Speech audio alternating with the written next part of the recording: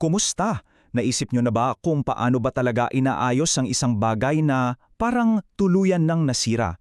Dito sa ating pagtalakay, sisilipin natin ang isang napakalalim na konsepto.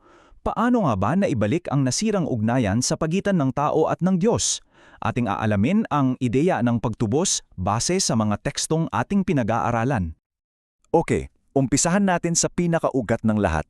Para maintindihan natin kung bakit kailangan ng solusyon, kailangan muna nating malaman kung ano ba talaga yung problema. Bakit nga ba kailangan ng pagtubos sa simula pa lang? At para masuri yung problema, kailangan nating balikan yung pinagmulan. At ang lahat ng ito nagsimula sa isang tao na kilala bilang ang unang Adan. Alam nyo, based sa mga teksto tulad ng Juan 34, ang kasalanan pala ay hindi lang isang simpleng pagkakamali. Inilalaroan nito bilang isang kadena, isang estado ng pagkaalipin. Sinasabi doon na sinumang nagkakasala ay nagiging alipin nito. At yung pagkaalipin na yun yung lumikha ng isang malaking bangin, isang pagkakahiwalay sa pagitan ng tao at ng Diyos. At dito talaga nagiging mas malinaw ang lahat. Ipinapakita ng ating source na hango sa Aklat ng Roma na ang buong kwento ng sangkatauhan ay parang kwento ng dalawang Adan. Yung una, dahil sa kanyang pagsuway, nagdala siya ng kasalanan, kamatayan, isang sumpa. Pero may darating na pangalawa, ang huling Adan, na sa pamamagitan naman ng kanyang pagsunod, magdadala ng katuwiran at buhay, isang biyaya, isang kumpletong pagbaliktad ng sitwasyon. Grabe, napakalinaw ng sinasabi ng siping ito, di ba? Dahil sa pagsuway ng isa, lahat nadamay. Pero dahil din sa pagsunod ng isa, nabuksan yung daan para sa lahat para maging matuwid. Kumbaga, isang pagkakamali laban sa isang perpektong pagsunod. So, bago dumating yung permanenteng solusyon, anong ginawa? Paanong tinangkang ayusin ang sangkatauhan nitong malaking pagkakahiwalay na to? Well, may itinatag na isang sistema, pero ito'y pansamantala lang. Inilalarawan ito ng ating source bilang isang anino lang ng kung ano yung totoong darating. Kinakailangan siya, oo, pero hindi pa ito ang kumpletong katotohanan. At ganito yung proseso. May isang punong pare na pinipili. Mag-aalay siya ng dugo ng hayop para sa kasalanan ng mga tao. Tapos, papasok siya sa tinatawag na kabanal-banalang dako mag-isa at isang beses lang sa isang taon. Ang bawat hakbang na yan ay sumisimbolo sa isang malalim na hanggaran, ang makipagkasundo sa Diyos. Pero ang mahalagang tandaan dito, paulit-ulit itong ginagawa, taon-taon. So, ano ba yung pumipigil sa direktang paglapit? Ito, ang tabing. Hindi to basta-bastang kurtina o dekorasyon. Ito ay isang pisikal at simbolikong paalala na may hadlang. Isang pader, inganga, na hindi basta-basta matatawid. At ito ang nasa sentro ng lumang sistema.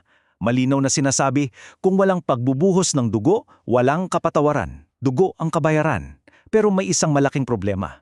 Yung dugo ng hayop, ang kaya lang gawin ay takpan ng pansamantala yung kasalanan. Hindi nito kayang tuluyang burahin. Kaya kailangan ng isang mas perpektong alay. At dito na tayo papunta sa kasukdulan ng buong salaysay, ang pangwakas na solusyon sa problema ng kasalanan. Kung yung mga pare dati ay mga tao rin, may kasalanan, at kailangan pang mag-alay para sa sarili nila, iba yung ipinapakilala ng ating source ngayon. Isang bago at walang hanggang punong pare. Ayon sa aklat ng Hebreo, yung kanyang pagkapare ay permanente at perfecto. Hindi na mangangailangan pa ng kapalit. At dito natin makikita yung pinakamalaking pagkakaiba. Sabi sa sipi, siya ay ipinahayag, minsan para sa lahat. Isang beses lang, hindi na kailangang ulit-ulitin. Isang perpektong pag-aalay ng sarili na sapat na para sa lahat ng panahon. At sa mismong sandali ng kanyang kamatayan, may isang napakalaking bagay na nangyari. Isang bagay na nagpabago sa lahat. Yung tabing sa templo, yung makapal na kortina na sumisimbolo sa pagbakahiwalay, bigla itong napunit. Mula itaas hanggang sa ibaba. Ang sinaunang hadlang na naghihiwalay sa tao at sa Diyos, winasak. So, anong ibig sabihin nun?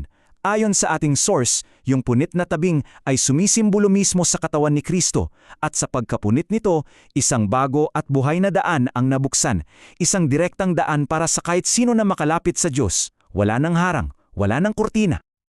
Kung ganon, Ano na ngayon ang epekto nitong bago at bukas na daan na ito para sa mga nananampalataya? Ano na ang nagbago? Ang epekto nito ay napakalaki. Mula sa pagiging isang alipin na nakakadena sa kasalanan, ang isang mananampalataya ay nagiging malaya. Mayroon na siyang ganap na kapatawaran, may direkta na siyang daan patungo sa Diyos. At may bago siyang pagkakakilanlan bilang anak niya. Pero hindi lang ito basta pagpapatawad Mas malalim pa doon. Ito ay tungkol sa pagtanggap ng banal na espiritu, isang kapangyarihan na nagbibigay kakayahan para sa isang ganap na bagong paraan ng pamumuhay, isang buhay na malaya na sa kapangyarihan ng kasalanan.